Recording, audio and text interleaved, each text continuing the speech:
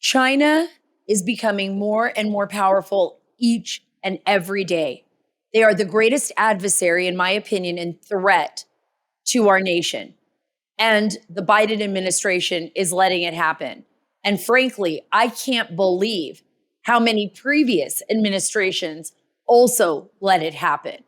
I don't know if you're all paying attention to the news or if it even is registered for you. But this is so important. I'm telling you, just 2 hours from my home is a Chinese police station in Houston. Yes, you heard me right. The Chinese Communist Party is operating police stations across the United States. Folks, are we idiots? What the heck is going on here? I don't know if you all saw the bust in New York, but that was very significant. They made arrests in New York City in Manhattan's Chinatown. I was actually there in New York when the news broke about these arrests. And apparently there's another Chinese police station in New York City. There's a Madrid-based human rights group. It initially published all of these stories and outed the Chinese Communist Party on their police stations. So thank God for them. Thank God for them. But there are 100, they believe, plus clandestine Chinese police stations around the world monitoring people. I have heard that there are at least 30 plus in the United States. There is a story in the New York Post, and right now, this nonprofit group out of Madrid is actually saying these are the significant ones, that there are 6 significant ones in the United States right now. Those are located, just for all of you out there, any of my friends in San Francisco, I probably have one really great friend out there. There is a Chinese police station there for you. There's one in Los Angeles. Like I said, there's one in Houston. We've got Chinese police stations in Minnesota, in Nebraska, in New York City. What is going on here? Are we just waiting to be taken down by China? Is China preparing to take the US down? And what are we supposed to do as American people? Are we going to allow this to happen? And I'm not just making this up. I'm not being an alarmist. I am not trying to rile people up for no reason. This is very, very serious. This is so serious that our US intelligence apparatus is working 1,000-fold trying to figure out what's going on here. This is so serious that we had a Chinese spy balloon flying over installations in Montana. This is so serious that the Chinese Communist Party has already purchased hundreds of thousands of acres of US prime land, a national security asset here in the United States. And some of that property, some of those acres are right near our military installations. Folks, I've got Gordon G. Chang on the show. I am so grateful that he took the time to come on the show to talk to me about this issue because, frankly, he's the best person to talk about this. I'll be right back with Gordon Chang. But first, I want to tell you about Allegiance Gold. I love Allegiance Gold. Why? Because it is allowing me and my family to diversify. Gold and silver allow you to protect your IRA. They allow you to protect your 401k with physical gold and silver. And guess what? You could have it delivered directly to your door. All I need to do is point out to you what's happening in our world. And let me just bring up China. For example, we've seen what China has done with the dollar. It has destroyed the dollar in Brazil. Now the Brazilian government is with China and using the yuan. It has destroyed our powerful dollar in Saudi Arabia with one of our closest allies in the Middle East. China is spreading across the globe. It is making huge loans all over the globe and owning our allies as well in Central America and in other parts. It is the Belt and Road Initiative. And you should be very concerned. You need to diversify your money. You need to diversify. You do the research. Think for yourself. Just go and look at Allegiance Gold. Allegiance Gold has the highest ratings in the industry. 5 stars with TrustLink, AAA rated with the Business Consumer Alliance, and they have an A+ from the Better Business Bureau. Get $5,000 of free silver on a qualifying purchase when you tell them that Sara sent you. So don't wait. Call or click today, 877-702-7272. That's 877-702-SARA, SARA, no H, or go to protectwithsara.com. We can't control the Biden administration, but folks, we can prepare. That's 877-702-7272. That's 877-702-SARA, SARA, or protectwithsara.com. So grateful that I could get not only a world-respected authority on China, but a friend of mine, Gordon Chang, on the show today, especially with so much news developing regarding the Chinese Communist Party, and even news here in the United States. In fact, while I was in New York City, I want everyone to follow Gordan Chang on Twitter at Gordan G Chang. That is at Gordan G Chang. If you want to stay up to date on what is happening in China. Gordon, thanks so much for being on the show. Oh, well, thank you, Sara. It is great to talk to you. Yeah, it's great to have you on the show. I mean, we were, this is, for me, the dawning of a very dangerous age in our modern history, and particularly when we're dealing with adversaries as China. While I was in New York, I don't know if you had a chance to see me there while I was in New York this past week, but there was an arrest of CCP, it appears, members of connected to the Chinese Communist Party, their military, at a Chinese so-called police station in New York City. And there were so many protesters, Chinese immigrants here in the United States, protesting in New York City and trying to draw attention to what they see as an encroachment of the CCP in America, threatening Chinese dissidents, here. And this is absolutely terrifying. It is terrifying. And the Chinese are going after not only Chinese dissidents and officials who have fled China, who have come to the U.S., they're also attacking American citizens. So on July 1st, 2021, which is a significant date because that was the date that the Communist Party celebrated its centennial, there was a demonstration outside the New York consulate on 42nd Street. And a Correct. Chinese consular official carrying a gun actually hit Jane Stein, a photographer, leaving her with facial injuries. Now, this is an attack on an American citizen on American soil by somebody who should no longer be in this country, because the United States should have expelled this consular official, and indeed, I believe, should have closed the consulate for that and for other reasons. Why are we not doing this, Gordon?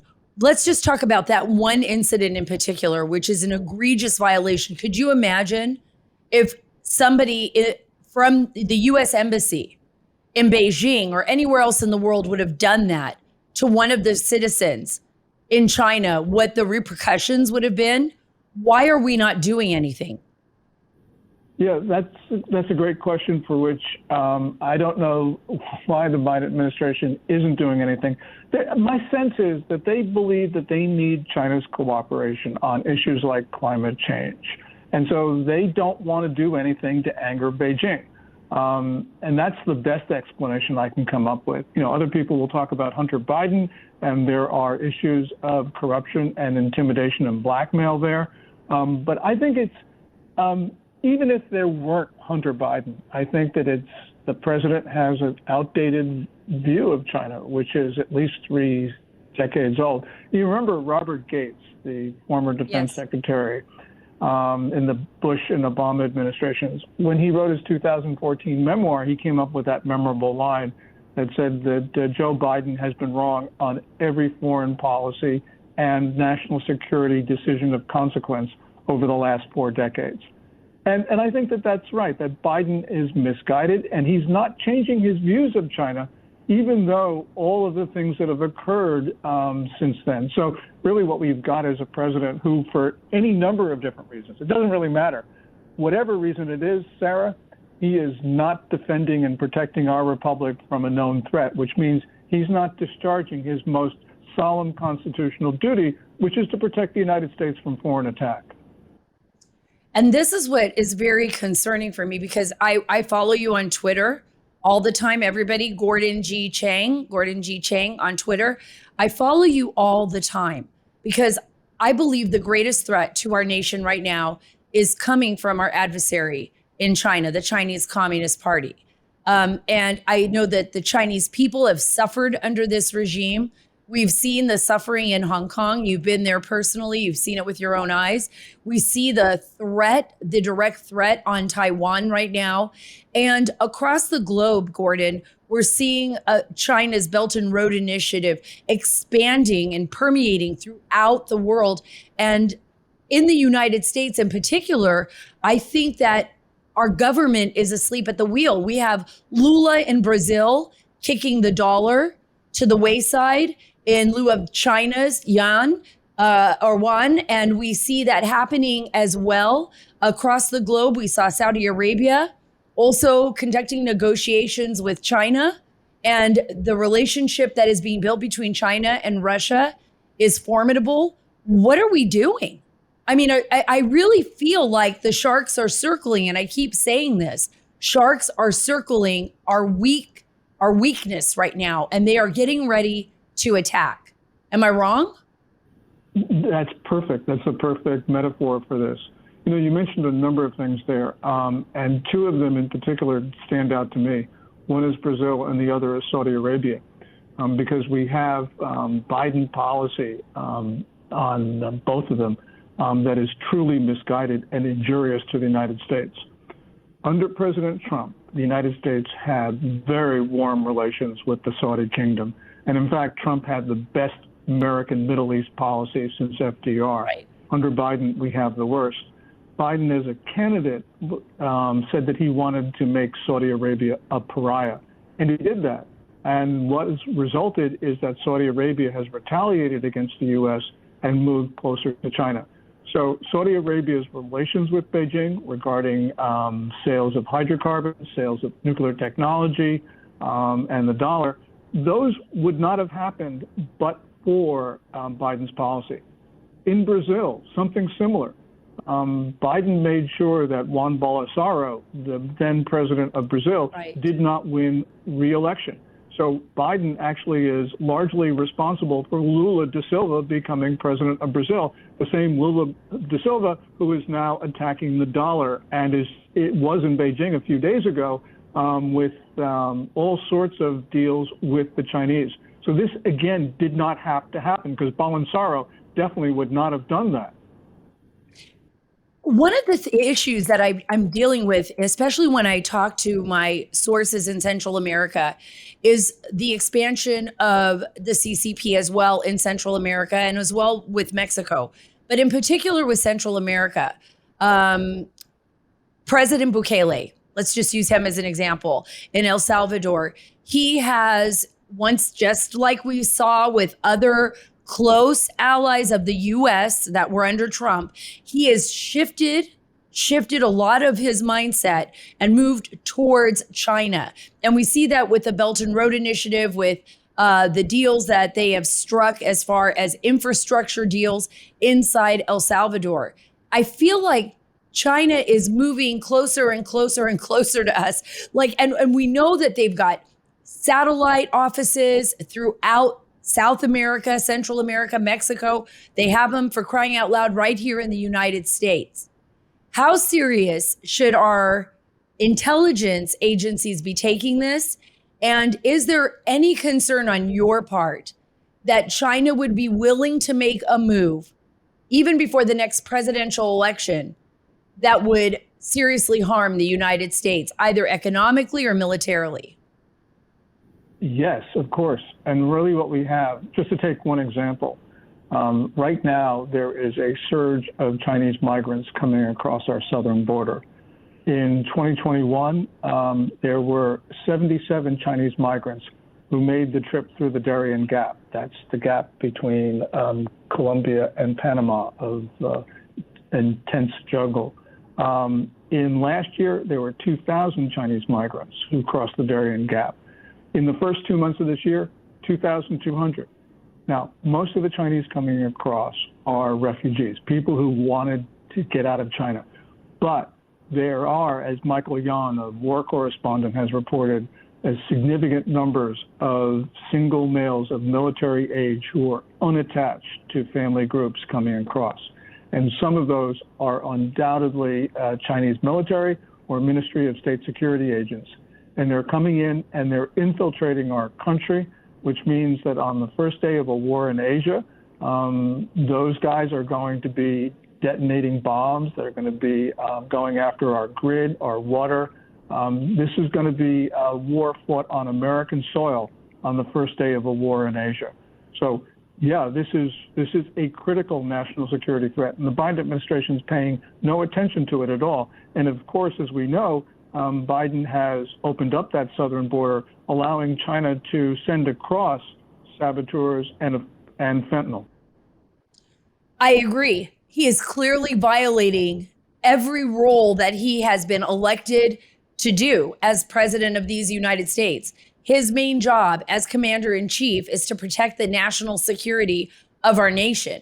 And I feel that this administration, through unelected officials, is allowing, our adversaries, like particularly China and the drug cartels and the human traffickers, who I believe operate as proxies for China, to target us and target our citizens. And that's really that scares me. I mean, when you think about it, it's like we really could be facing a showdown with a nuclear power that we have miscalculated every step of the way on our foreign policy with China, miscalculated everything. I think I agree with you on every bit of what you say about China. And now, what do we do from here? Because to me, China is very happy. The Chinese Communist Party, Beijing, must be very happy having Biden in the presidency and being able to move forward with all of its plans without any real pushback from what I would say what used to be the world's greatest power, because now China is trying to usurp that. China and Russia both have made it very clear that they don't want the United States to be the guiding light anymore for the world. Yeah, China and Russia are forming the core of a new axis, and they've got their proxies like Iran, North Korea, Pakistan, Algeria, and this is a new Cold War, and a one which is far more dangerous and a far bigger challenge than the first Cold War. And we are now at, I think, the most dangerous moment in history. A lot of people will say, oh, how about 1962, the Cuban Missile Crisis, or 1961, the Checkpoint Charlie crisis in Berlin. What we now know from the Soviet archives is that Khrushchev was not willing to use his nuclear weapons. And we, of course, know that Kennedy didn't want to. But right now, we don't know what Vladimir Putin or Xi Jinping will do. And both are making threats, unprovoked threats, to use their most destructive weapons. And so, yeah, this is a critical moment. And we have a Biden administration which misunderstands Chinese policy. It's a fundamental misunderstanding because China doesn't call us a competitor as Biden does. Doesn't even use the word adversary. It uses the word enemy. They declared a people's war on the United States in May 2019. They are, despite official denials, conducting a campaign of unrestricted warfare against the U.S. Americans are dying as a result, COVID and fentanyl. And so we are not protecting ourselves. We don't understand, or the administration doesn't understand the challenge, and it's not taking the measures that are necessary to save the United States. I'll be back in a second with Gordon Chang, but first I want to remind you again about Allegiance Gold. So we talked at the top, right, about China and how destructive China has been on the U.S. economy, and we don't know where that's all going to end up. But just think about what's happening here in the United States.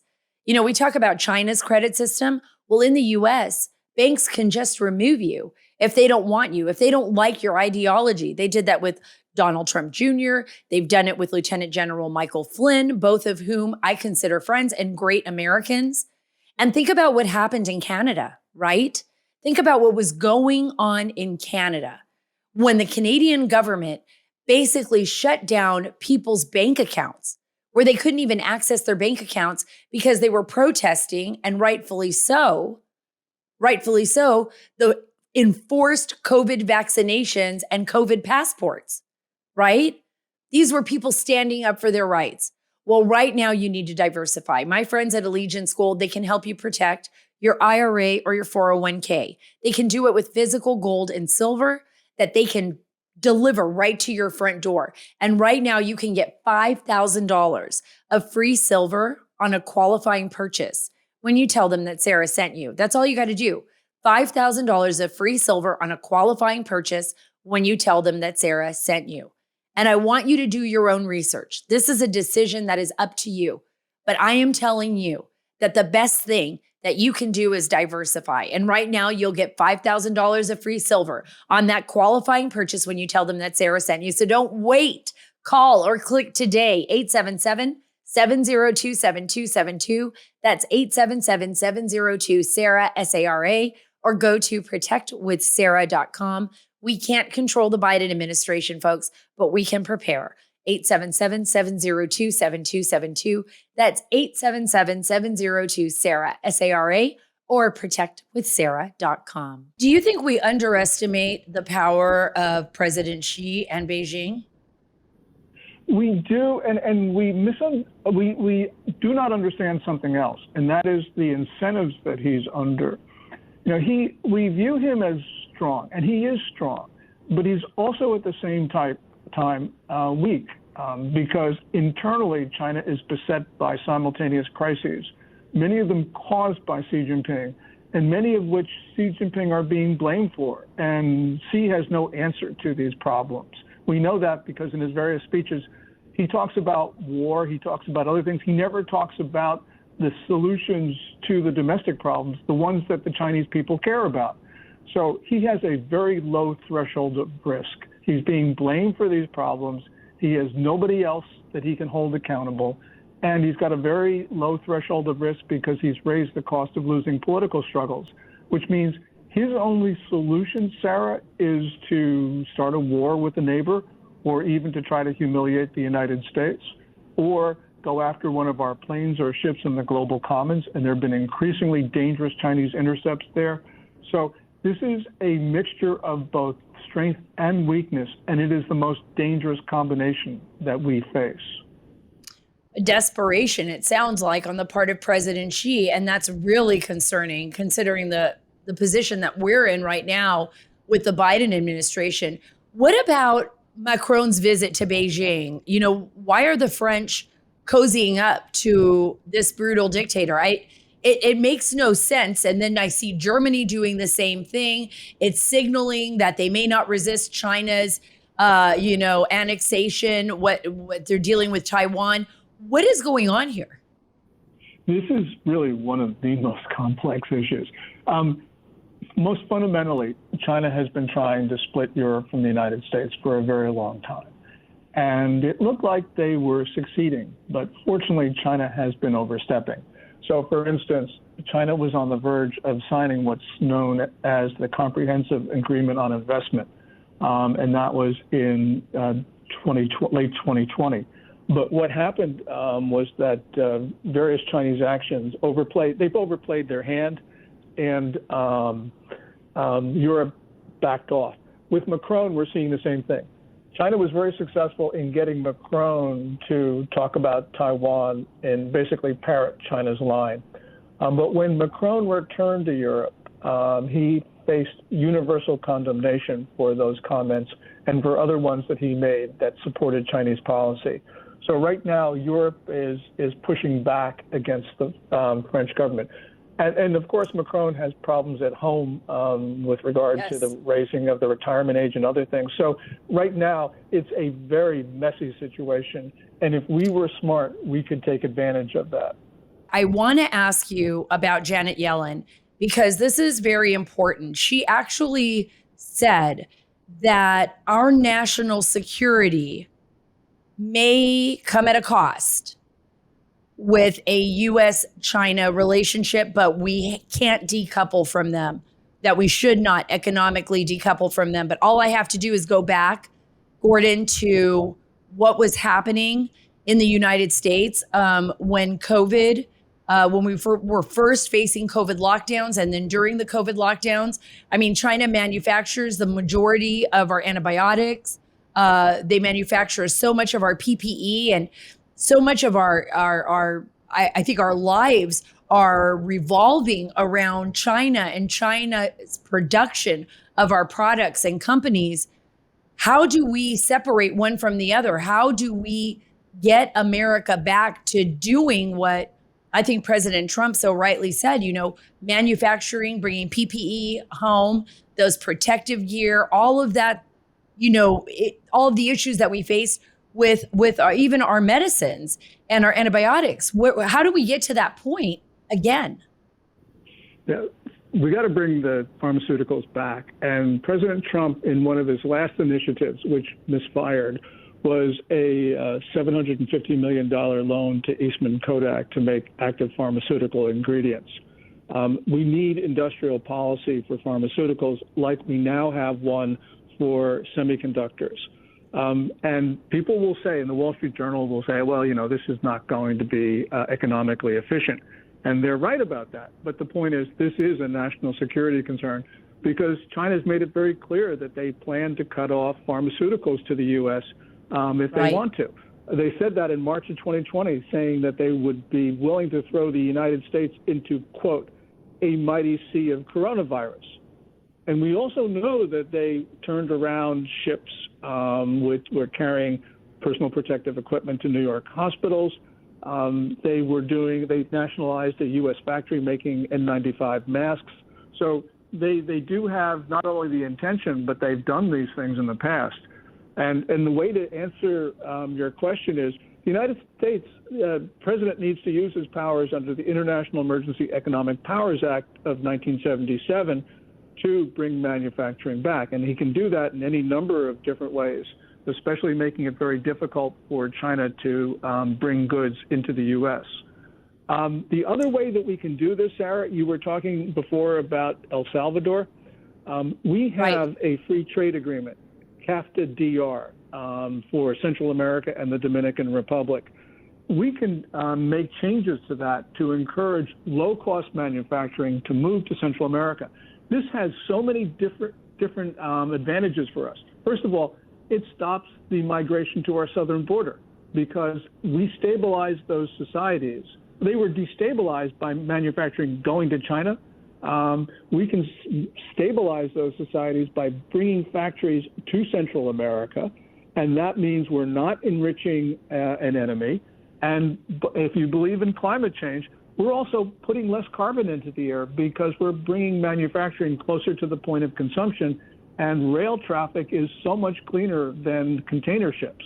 So there is a win-win-win for this, and the Biden administration knows about it, but they're not doing anything about it. When Vice President Harris, who's supposed to be in charge of the Central America problem, talks about root causes, she thinks, oh, let's just throw some money at some Central American countries. No, you bring manufacturing back to those countries, it costs the U.S. taxpayer less, and the benefits are so much greater. Oh, yes, she's absolutely failed at that. And I have been speaking to congressional members. Congressman Mark Green is very big on nearshoring and bringing those jobs and those manufacturing jobs back to America or to Central America and Mexico. I've actually spoken with President Giammattei in Guatemala about this. I've spoken to officials in El Salvador about this. It's very, very important. Instead, what I have been told is that there has been a backlash against them by the Biden administration. It's almost as if the Biden administration is just pushing every ally that we could possibly have into the hands of China and other adversaries. And it's really frightening. And I wanted to ask you this really quick, Gordon, because everybody asks me this, and it's been brought up before, but we have allowed the CCP, the Chinese Communist Party, and people connected to the party to purchase land in the United States, agriculture. Now we saw, and as we talked about a little bit briefly at the top of this interview, when you came online about the CCP police station in New York. It isn't the only one. There's supposed to be more than 30 in the United States, give or take, operating inside our country. Huawei 5G up in our cellular towers. We saw that in Montana, the balloon coming over. It's almost as if China has been prepping the battlefield. And again, we're asleep at the wheel. What do we need to do? And what's your worst fear about what we have already allowed to happen? Well, my worst fear is that the Communist Party is able to influence Washington and state capitals so that we don't defend ourselves. And that's exactly what's occurring right now. So what it means is we got to take some drastic solutions, which I believe are getting Chinese institutions off our soil.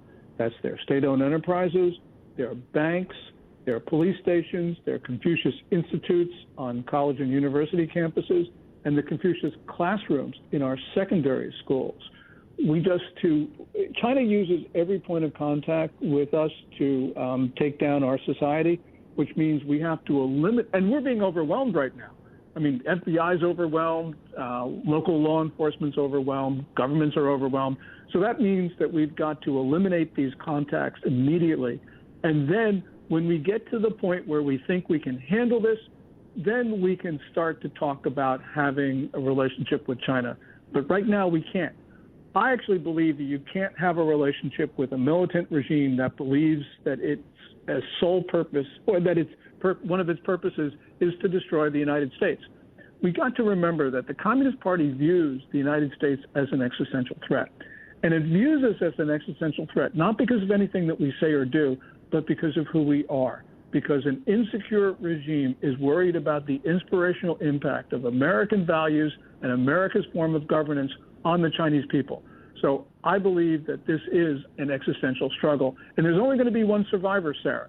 It's going to be the People's Republic of China or the United States of America, not both. Wow, that is a lot. I mean, I think about that and I think, wow, what kind of future are we going to be facing? And China really has been successful in infiltrating our social media, influencing our children, like you said, here in the United States on our university campuses with their ideology. And now I've got to ask this, or I would be remiss, and I'm going to leave all these last statements for you, Gordon, to talk to those who are listening, because I know this is a concern. It's a growing concern across the country. China's social credit system. This is something that we've seen being pushed here in the United States too. And China's social credit system is absolutely a stunning phenomena to me, because it's basically getting the people of China to accept that they will be judged consistently on their social behavior while they're outside of their home, whether they're shopping, eating, talking to a neighbor. They have also people that, just like all good communist countries, they have watchdogs on every block that are collecting information on their neighbors. And I almost feel, with the type of ideological kind of attitude that the American public is seeing, especially from the far left, that's something that they would want here. It's a really 1984, George Orwell, it's Orwellian, it's the future. What is going on here? And are we at threat of falling into this ideological, I would say, virus?